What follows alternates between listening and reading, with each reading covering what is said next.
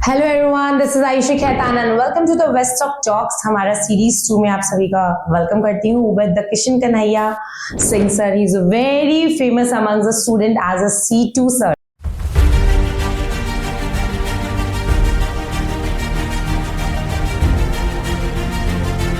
मैं ये जानता था कि इस बच्चे को रिजल्ट दिलाऊंगा, ये 4 बच्चे को बोलेंगे, 4 बच्चे को रिजल्ट दिलाऊंगा। इंटर की तरह जो रिस्पेक्ट मिलता है पेरेंट्स से, है ना, वो कहीं आप पा नहीं सकते। और मैं यही जानता हूँ कि मुझे पाँव रखने का जगह दीजिए, मैं घर बना लूंगा। मजाक का समय खत्म, जिससे कि आप स्कोर कर पाएंगे 95% एंड अबव।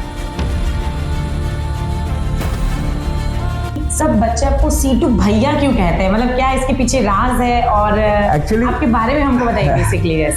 बस इतनी सच्चाई से जिए ताकि जब कोई कहे कि तुम्हें तुम्हारे कर्मों का फल जरूर मिलेगा, तो वो दुआ लगे, बद्दुआ नहीं। तो welcome to our channel sir. Thank you. तो सर बिफोर वी स्टार्ट, मैं सबसे पहले अब मेरा फर्स्ट क्वेश्चन आपको यही रहेगा कि सर मतलब स्टूडेंट्स लाइक यू अलॉट, ठीक है, तो आपका टीचिंग स्टाइल के बारे में थोड़ा बहुत हमें बताइए। मैं क्लासरूम को स्टूडेंट फ्रेंडली रखना चाहता हूँ, है ना। जब बच्चे भैया बोलते हैं ना, तो वो जो डर होता है टीचर और स्टूडेंट्स के बीच का, वो गैप अप खत्म हो जाता है। एग्जैक्टली है ना। तो उस चीज को मैं मेंटेन करने का कोशिश करता हूँ, और वो मेरे भाई बहन की तरह ही है। उनको मैं वैसे ही ट्रीट करता हूँ जैसे अपने छोटे भाई या छोटे बहन को ट्रीट करना चाहिए, है ना। एजुकेशन में कोई लापरवाही नहीं और एंटरटेनमेंट में भी कोई लापरवाही नहीं। वाह सर, आपकी बात से लग रहा है कि बच्चे लोग क्या होता है, इन्वायरमेंट अगर फ्रेंडली रहता है तो पढ़ाई में भी मन लगता है, right. So this is the हमारे जो सर है, इनका teaching style is very different, like a friendly environment create होता है भैया अपना परिवार की तरह, तो दे फील लाइक कि हम लोग वेरी कंफर्टेबल है।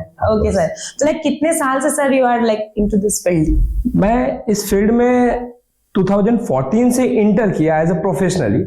बट स्टार्टिंग से ही मैं जब स्टार्टिंग पॉइंट में था, क्लास 11-12 में था, तब छोटे बच्चों को जब पढ़ाता था तो मेरा एक ही टारगेट होता था कि बच्चों को टॉप कराना है अपने स्कूल में। वाह, बस वो छोटे छोटे बच्चे अगर टॉप करते हैं, है ना, तो रिजल्ट अच्छा आता है, तो गार्जियन ऑटोमेटिकली आपको जो है वो गुड टीचर की तरह ट्रीट करता है और आपको अच्छा रिस्पेक्ट मिलता है। और रिस्पेक्ट के लिए ही मैंने ये स्ट्रीम को चुना है। Very nice sir. बट एक क्वेश्चन मेरे दिमाग में तब से चल रहा है कि सब बच्चे आपको C2 भैया क्यों कहते हैं? मतलब क्या इसके पीछे राज है? और एक्चुअली आपके बारे में हमको बताइए बेसिकली सर।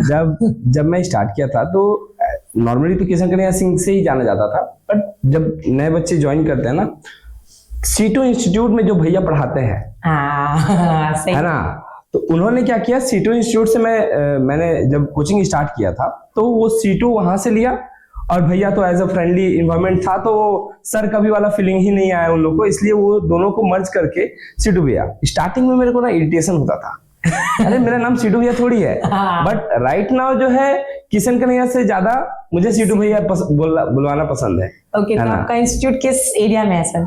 मैं जब स्टार्टिंग किया था 2014 में, तो मैंने घर से ही स्टार्ट किया था। फिर लेटर ऑन जब मेरे पास बहुत कम स्टूडेंट थे, 2 और 4 स्टूडेंट थे, बट एट दैट टाइम मेरा थिंकिंग प्रोसेस ये था कि मुझे बड़ा करना है। तो मैंने एक संस्कार भारती स्कूल है वहां पे, उसको रेंट पे लिया।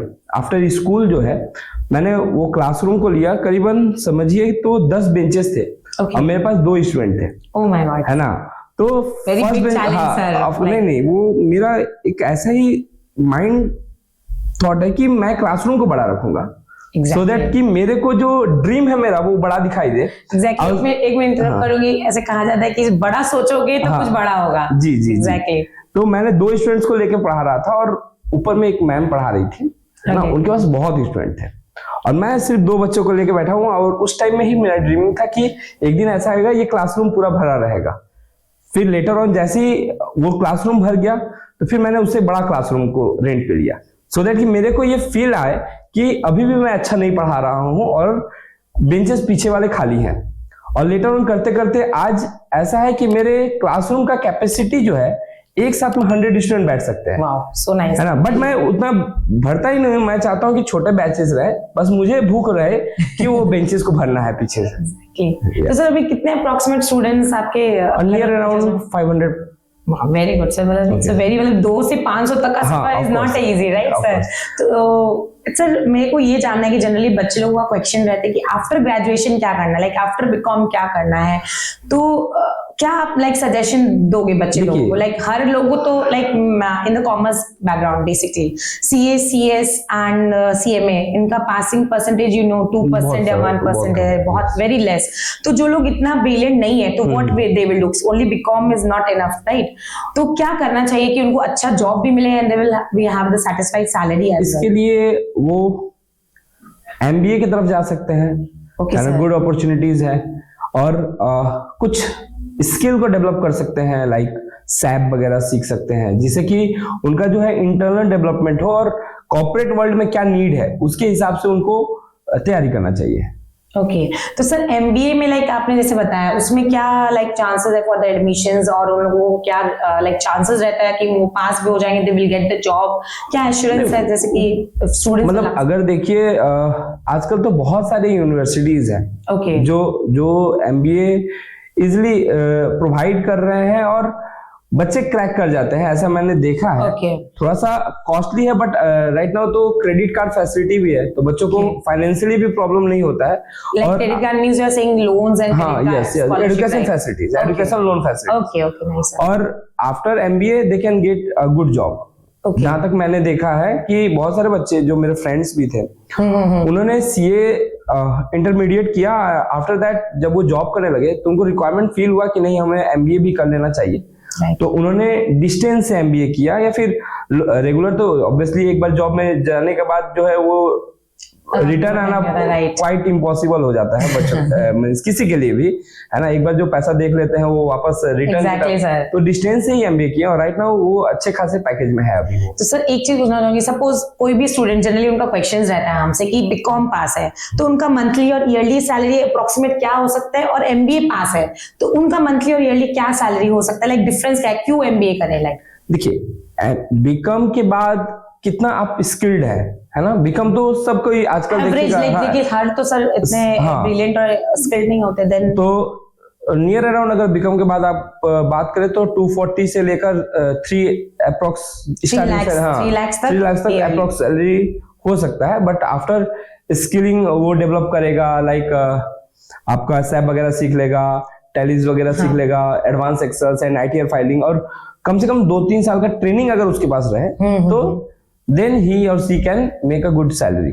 Okay, like 4, 5, 6 ऐसे। और बट अगर MBA कर लेता है तो सर तो वो सैलरी तो डबल तो हो जाता है, like 8 lakh 10 lakh 12 lakh 15 lakh as per the school अपने कॉलेज। कहाँ से मैनेजमेंट कहाँ से किए हो एंड क्या आपका रिजल्ट कैसा है एंड प्लेसमेंट पे डिपेंड। बट इतना एश्योरेंस है, कितना परसेंटेज चांसेस है सर कि लाइक MBA करने से लाइक जॉब मिल ही जाएगा and with a good salary, 8-10 lakh 12 lakh ऐसा कुछ? मतलब मैंने तो सुना नहीं है कि कभी MBA पर्सन जो है जो MBA किया हुआ है वो जो घर पे बैठा हुआ है ऐसा कभी सुना ही नहीं है।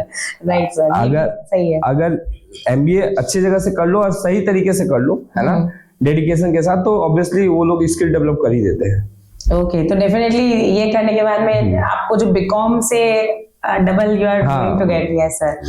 तो सर इसके बाद आफ्टर लाइक मैंने ये सुना है कि पहले ग्रेजुएशन जो है 3 साल का होता था, लाइक 3 साल के बाद में they divided into the semester, 6 semester में हो गया था, first semester, second semester, third, fourth, 6। But अब मैं सुन रही हूँ कि 4 साल का हो गया, तो क्या बच्चे लोगों को प्रॉब्लम्स फेस करनी पड़ रही है? बिकॉज रिस्पॉन्सिबिलिटीज है, जिम्मेदारियां है, समय, 1 साल एक बहुत बड़ा पीरियड होता है, so they are not getting the degree, they will not get the job. तो आप इसके बारे में क्या डिस्कस करना चाहते हैं? देखिए अभी तो बच्चों के पास ये अपॉर्चुनिटी भी है कि वो आफ्टर 3 इयर्स वो स्किप कर सकते हैं 4th ईयर का डिग्री, लेकिन वो प्योर डिग्री नहीं बोला जाएगा, लेकिन 4 इयर्स जनरल डिग्री। हाँ ओके तो लेकिन 4th डिग्री में क्या है, 4 ईयर की डिग्री में थोड़ा सा टाइम कंजम्पशन ज्यादा हो जाता है, और बच्चे जो है ग्रेजुएशन में आने के बाद जो है फाइनेंशियली स्ट्रांग होना चाहते हैं। एग्जैक्टली सर, है ना, तो वो जॉब वगैरह में करते हैं और लेटर ऑन क्या करते हैं वो स्किप कर जाते हैं, फिर बिकम करना इतना बड़ा लॉन्ग पीरियड हो जाता है। 4 years is very long period, 3 years तक ठीक फिर भी मैनेजेबल था कि एक अर्निंग सोर्स होना चाहिए सब। घर वाले मतलब नीड, जैसे हम लोग का जहाँ पे कोचिंग्स है, वहां पे बच्चे ज्यादातर ऐसे बैकग्राउंड से आते हैं जिसका फैमिली बैकग्राउंड उतना स्ट्रांग नहीं है। एग्जैक्टली सर, है ना। तो कुछ हेस्टिंग जूट मिल्स में किसी के गार्जियन जॉब करते हैं, कोई जयश्री में करता है, कोई बड़ा बाजार से काम करके अपने बच्चों को पढ़ा रहा है। But after certain period of time जो है वो लोग ये देखते हैं कि मुझे फाइनेंशियली इंडिपेंडेंट होना है, दैट इज वाई वो जॉब के तलाश में इधर उधर भटकने लगते हैं। ओके, तो क्योंकि पेरेंट्स लोग भी इतने साल तक पढ़ाए, इतना खर्चा किया कि बच्चा काबिल होगा तो फैमिली को सपोर्ट करेगा, but the huge time taking is like बच्चे लोगों का 1 साल और लग जा रहा है। तो सर बेसिकली आपके ट्यूशन सेंटर्स में आप कौन कौन से कोर्सेज को पढ़ाते हो सर? मैं बेसिकली कॉमर्स के स्टूडेंट्स के साथ डील करता हूँ, accounts, business studies, cost tax and up to graduation and CA/CMA and CS का फाउंडेशंस एंड इंटरमीडिएट। ओके, तो आप CA, CMA and BCom and graduation BBA and all आप करवाते हैं? BBA के जितने भी प्रैक्टिकल सम्स वगैरह होते हैं जो वो सब हम लोग डील करते हैं। तो सबसे मतलब मेन फोकस्ड आपका सब्जेक्ट कौन सा है? वो आपका मेरा अकाउंटेंसी तो मेन है सर। बाकी तो हम लोग थ्योरी मैनेज कर लेते हैं, अकाउंटेंसी तो हमको ट्यूशन लेना ही होगा। ओके सर, तो सर वन मोर क्वेश्चन आपसे इम्पोर्टेंट, कि ऐसा क्या था एक दिन या एक समय आपको ऐसा लगा कि नहीं दिस इज द फील्ड, मेरे को जहाँ पे आगे बढ़ना है, मतलब आपको स्पार्क देता है कि नहीं ये करने से एक होता है मुझे किक मिल रहा है लाइफ में, तो वो क्या दिन था कि नहीं मेरे को एज अ टीचर ही अपने लाइफ में? सबसे पहले देखिए, अभी तो टीचर्स का क्या बोले, जब हम इंटर किए थे ना, जो रिस्पेक्ट मिलता है पेरेंट्स से, है ना, वो कहीं आप पा नहीं सकते। और जो बच्चे जो है वो जब 35% 45% लेके कॉमर्स लेते हैं, वो होप खो चुके रहते हैं। और आफ्टर 10 जो है, कॉमर्स एक ऐसा फील्ड है जहाँ पे एक नई स्टार्टिंग से, आप अगर 10 तक कुछ नहीं भी पढ़े हैं और आफ्टर 10 अगर आप रीस्टार्ट करना चाहे तो वहां से इजीली आप कर सकते हैं, उसमें आपको कोई रुकावट नहीं आएगा, है ना। तो बच्चों को मैं यही मोटिवेट करता हूँ कि क्लास 10 तक क्या पढ़े हो वो मैटर नहीं करता है, क्लास 11 से अगर तुम डेडिकेशन के साथ पढ़ोगे, एक फील्ड चूज करके। मेरे पास एक स्टूडेंट था, वो नियर अराउंड 38% लाया था क्लास 10 में, क्लास 10 के बाद। 38%। और उसके वो 25 में ही पास कर देता है वैसे। तो 38% लेके आया था और होपलेस था। उसके गार्जियन मिलने आए थे, हम बोले कि देखिए अगर बच्चा डेडिकेटेड है ना, तो ये जो नंबर है 38 का, उसको 83 में कन्वर्ट हम कर देंगे। एंड एग्जैक्टली वही हुआ। इस साल वो बच्चा 87% से पास हुआ, है ना। और एक मोटिवेशन और सही गाइडेंस बहुत जरूरी है। और बच्चा अनडाउटली जब वो रहता था बदेश्वर में, वो जब बुलाते थे, जितना बार बुलाते थे उतना बार आने के लिए वो रेडी था। और उसका डेडिकेशन से वो सेवापुर विवेकानंद हाई स्कूल से टॉप किया। तो उसके गार्जियंस बहुत खुश थे, है ना। तो ये चीज जो है मेरे को मोटिवेट करता है कि जो बच्चे, बात से मुझे लग रहा है कि बच्चे लोगों को लाइक मेहनत करने के लिए वो राजी है, उनको सही गाइडेंस और सही राह चाहिए, जो कि हमारे सर लेके जाते हैं। तो thank you so much sir, मतलब बहुत ही अच्छा लग रहा है ये बात सुन के। तो सर मैं पूछना चाहूंगी कि बिफोर आई स्टार्ट, आपका जर्नी अबाउट आपका जो भी क्लासेस है, ट्यूशन क्लासेस है एंड ऑल, और आपके बारे में कुछ हम सभी को बताइए, तो स्टूडेंट्स जानना चाहते हैं आपके बारे में। देखिए स्टार्टिंग में मेरे को भी मतलब जैसे नॉर्मली जो बच्चा होता है, पढ़ाई में मन नहीं लगता है। और मेरा तो इतिहास रहा है, मेरे अगल बगल के घर वाले जानते हैं कि मैं स्कूल जाना एकदम पसंद नहीं करता। अप टू 10 जो है स्कूल जाना एकदम मेरे को भाता नहीं था। 5 तक तो मैं जैसे गया हूँ, वो अगल बगल वाले सोचते हैं कि मतलब क्या थे और क्या हो गए, है ना। टीचर मतलब एक बार कोई थे, वो बोले कि बाद में ये बच्चा बहुत पढ़ेगा। मैं उस दिन सामने उनके एस्ट्रोलॉजर बोले कि बहुत बाद में बहुत पढ़ेगा और आप लोग इसके पढ़ाई से परेशान हो जाइएगा। मैंने एग्जैक्ट उसी दिन उनके मुंह पे बोला कि मैं कभी नहीं पढ़ूंगा, ठीक है। हाँ, मैंने उसी दिन बोल दिया कि मैं कभी नहीं पढ़ूंगा। लेटर ऑन क्या हुआ, क्लास 11 में जो है मुझे एक बहुत अच्छे टीचर है ना, जो राइट नाउ वो सीए हैं, सीए अजीत झा। उन्होंने बहुत अच्छे से गाइड किया और उन्होंने ही मेरे को मोटिवेट भी किया कि आप सीए करो, आप कर सकते हो। और क्लास 10 तक मैं ऑन एन एवरेज स्टूडेंट था। आफ्टर 10 जो है मुझे थोड़ा थोड़ा रुचि आने लगा अकाउंट्स के प्रति। बाकी सारे सब्जेक्ट जो है साइड में रखिए और अकाउंट्स मेरे लिए फेवरेट सब्जेक्ट बन गया। और मेरा टारगेट ऐसा रहा क्लास 12 में कि मेरे टीचर ने 80% लाया है, मेरे टीचर ने जो सीए हैं, तो मुझे भी 80 चाहिए। मेरा 2 ही टारगेट था, मैं हमेशा टारगेट रखता हूँ और उसको अचीव करने का कोशिश करता हूँ।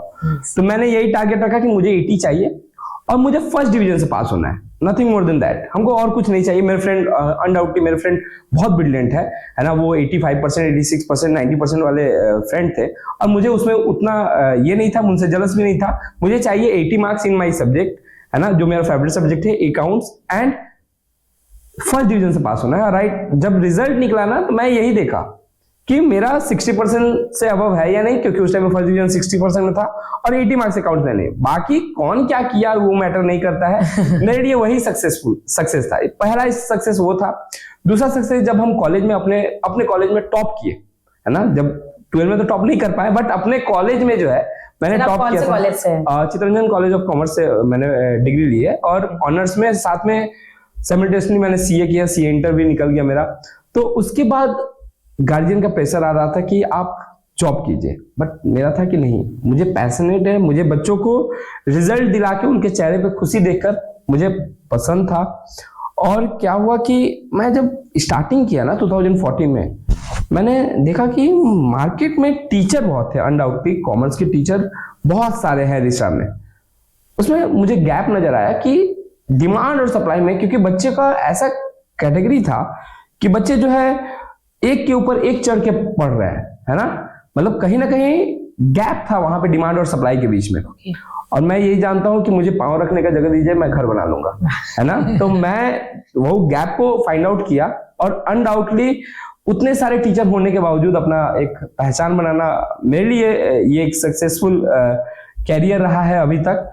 और बच्चों के भलाई के लिए जो हो सकता है वो मैं करता हूँ, है ना। सर नहीं सर, तो उसके बाद आपने कब डिसाइड किया कि मतलब, और आपका क्या? मैं 2014 में जब स्टार्ट किया तो मेरे पास बोले ना, मैं 2 बच्चे थे, बट मैं ये जानता था कि इस बच्चे को रिजल्ट दिलाऊंगा, ये 4 बच्चे को बोलेंगे, 4 बच्चे को रिजल्ट दिलाऊंगा, वो 8 बच्चे को बोलेंगे, वो 69 मल्टीप्लाई में होते गया, है ना। मैं रिजल्ट पे ही फोकस करता हूँ, कौन क्या कर रहा है क्या नहीं कर रहा है उससे मेरे को मैटर नहीं करता है। मेरा बच्चा रिजल्ट लाएगा, और उसके गार्जियन जाकर सब जगह जो है शोर मचाएंगे कि ये टीचर जो है बहुत अच्छे हैं, और इन्होंने मेरे बच्चे को कहां से कहां पहुंचा दिया। जब मैं कितने बच्चे ऐसे हैं जो 46%, 35% लेके आए हैं, और लेटर ऑन जब उनका रिजल्ट 85 और 90s में जाता है, तो उनके गार्जियन जो है मेरे लिए एक मार्केटिंग का काम करते हैं, और कुछ नहीं।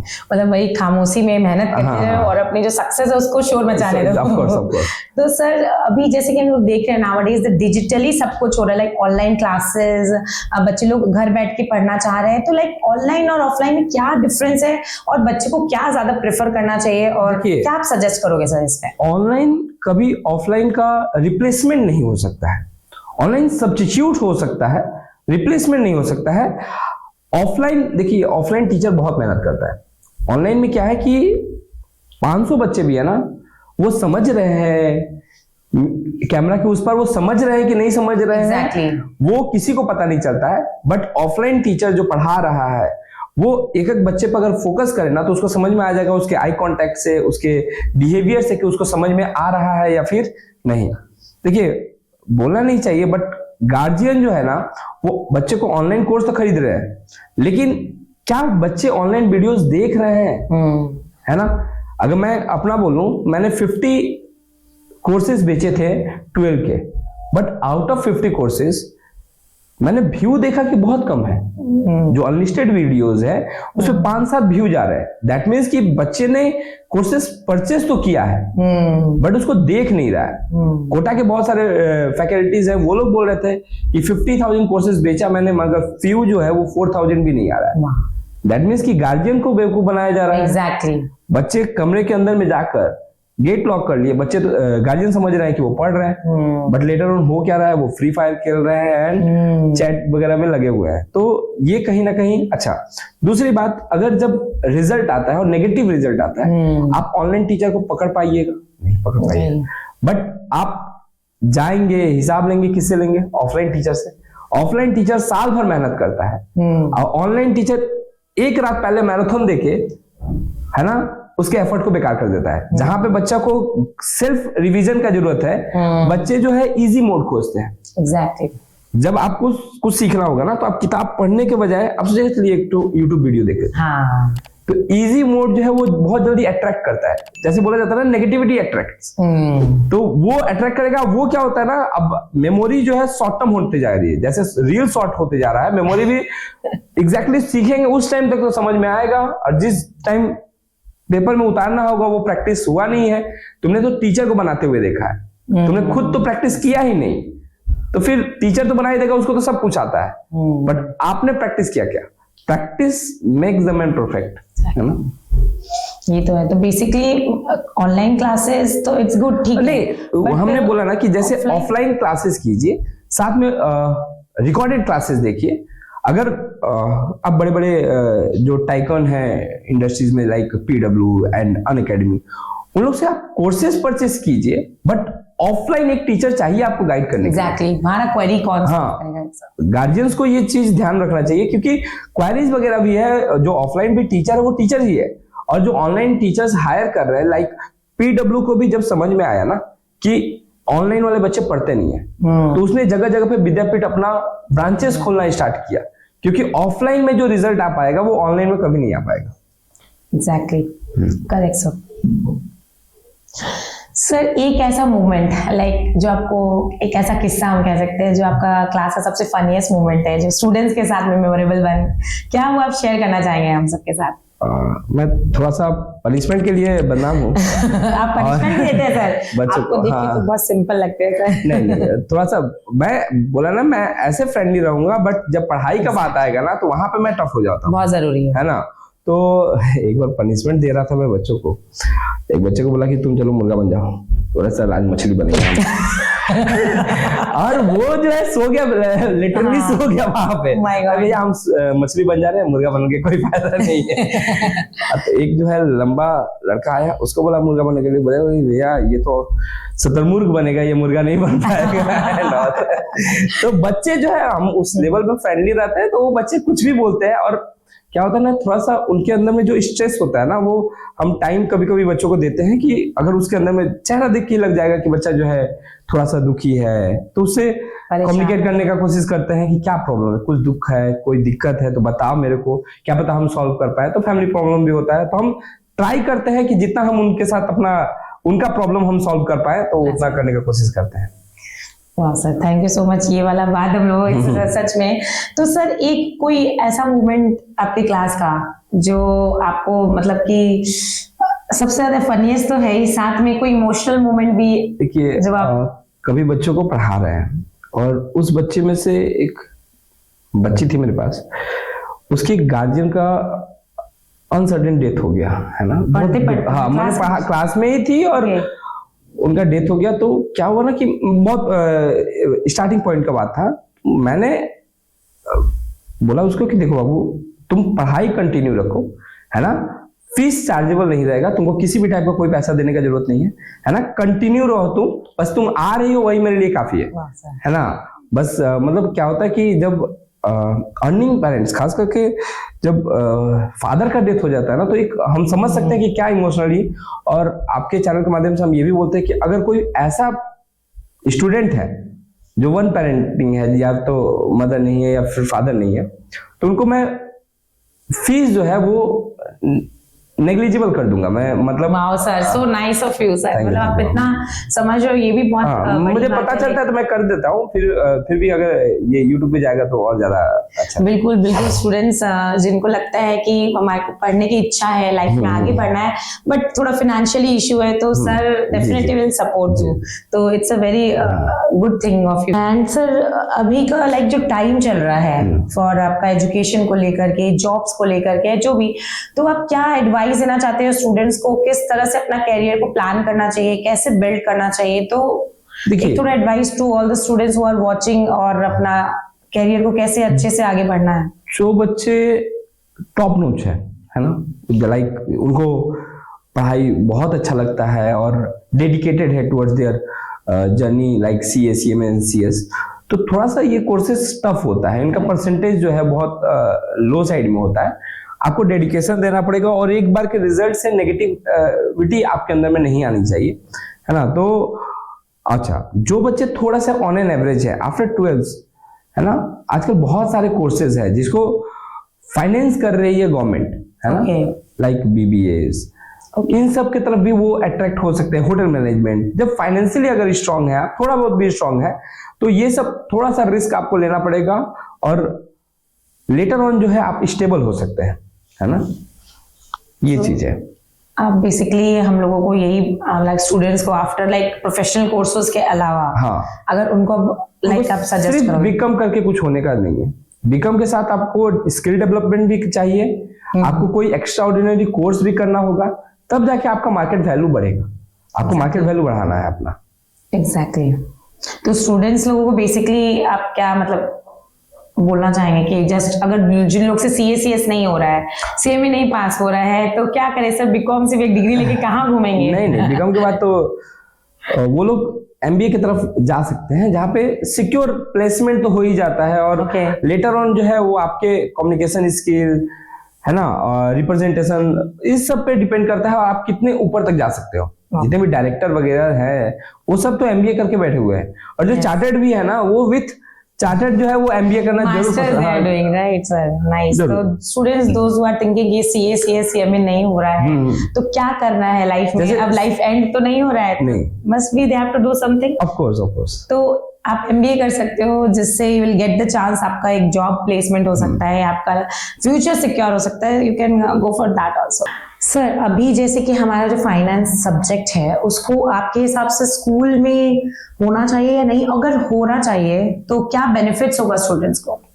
तो ये क्लास 9-10 से ही बच्चों को थोड़ा सा फाइनेंस की तरफ अट्रैक्ट, क्योंकि पूरा वर्ल्ड जो है वो फाइनेंस पे चल रहा है, उसको समझना और फिर उसके बारे में जानकारी गेन करना, और एक होता है ना कि भूख बढ़ता है बच्चों को, है ना अगर देखिए, हाँ, बहुत जरूरी है। अगर फाइनेंस जो अच्छे से समझ गया, हम लोग इन्वेस्टिंग सीखे कब?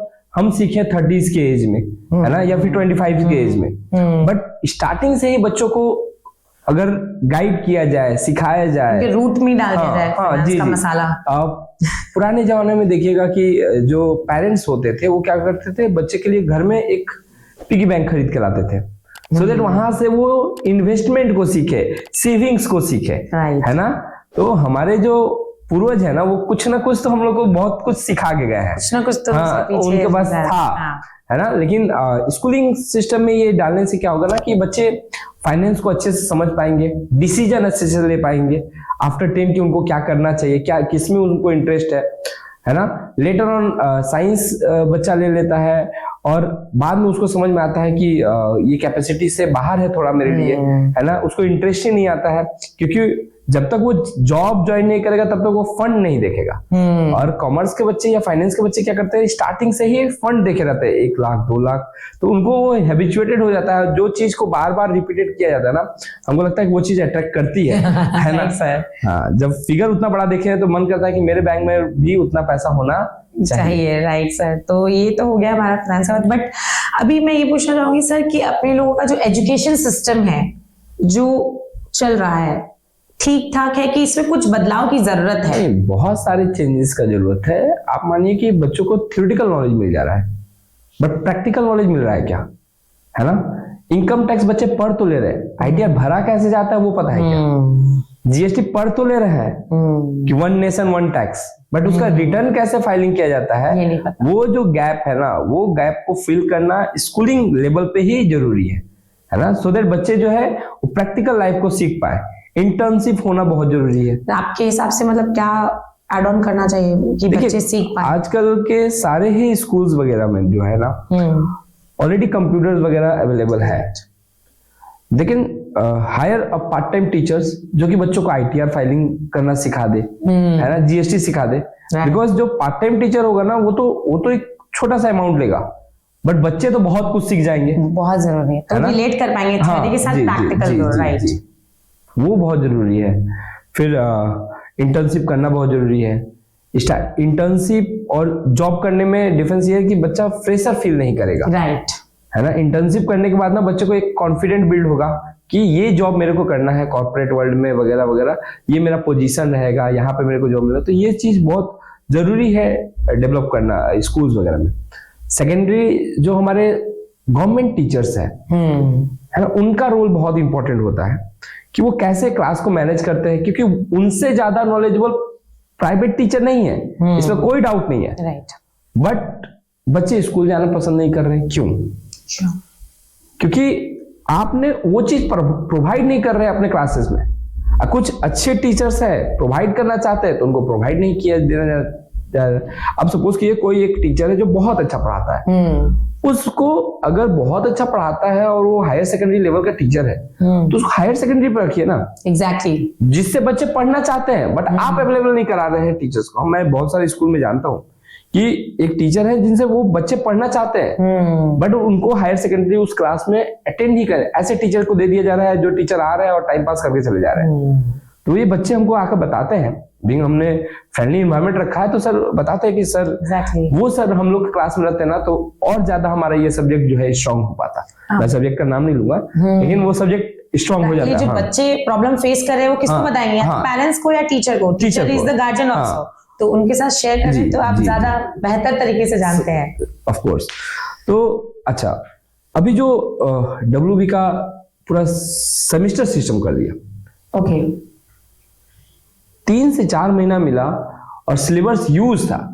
10 दिन पहले मॉडल टेस्ट पेपर लॉन्च किया गया, और मॉडल टेस्ट पेपर लॉन्च किया जाता, 10 सम रहता तो पता चलता कि हाँ ठीक है। उसमें नियर अराउंड 300 सम थे। कोई बच्चा कैसे 10 दिन पहले वो कवर अप कर पाएगा? वो तो देख के उसको जो है हार्ट अटैक आ जाएगा। एग्जैक्टली। तो थोड़ा सा सिस्टम में बदलाव होने का जरूरत है, यहाँ पे गैप जो है उसको फिल करने की जरूरत है। बिल्कुल, मैं रिक्वेस्ट करूंगी जो भी इसको देख रहे हो कि क्या चेंजेस हम लोग कर सकते हैं और क्या पॉसिबल है प्रैक्टिकली, तो इसमें थोड़ा सा मैटर में जरूर देखेंगे। और सर बहुत ज्यादा मुझे खुशी है कि आज आप यहाँ पे हमारे वेस्ट टॉक में आए हैं, हमारे चैनल पे हम अपने कीमती समय लेकर के आए और हम सबके साथ कुछ अपनी नॉलेज शेयर किए, अपना एक्सपीरियंस शेयर किए, बच्चे लोग को गाइड किए। उसके लिए बहुत बहुत थैंक यू सर। और आशा करती हूँ कि आप इसी तरह हमारे चैनल में आते रहे, बच्चे लोगों को ऐसे ही मोटिवेट करते रहे। जो बच्चे राह पे नहीं चल पा रहे हैं, उनको काफी सारा कंफ्यूजन है, तो प्लीज सर से मीट कर सकते हैं। तो डेफिनेटली सर कुछ ना कुछ सही राह बताएंगे, जैसे कि सर ने अपने उदाहरण के स्वरूप हमको बताया है, कितने सारे बच्चे लोगों की लाइफ भी चेंज हुई है। So thank you so much. और तब तक के लिए मी आयशा खैतान आप लोग सभी को बाय करते हुए from the west talk talks में फिर से मिलेंगे कुछ नए किस्सों के साथ। तब तक के लिए बाय बाय।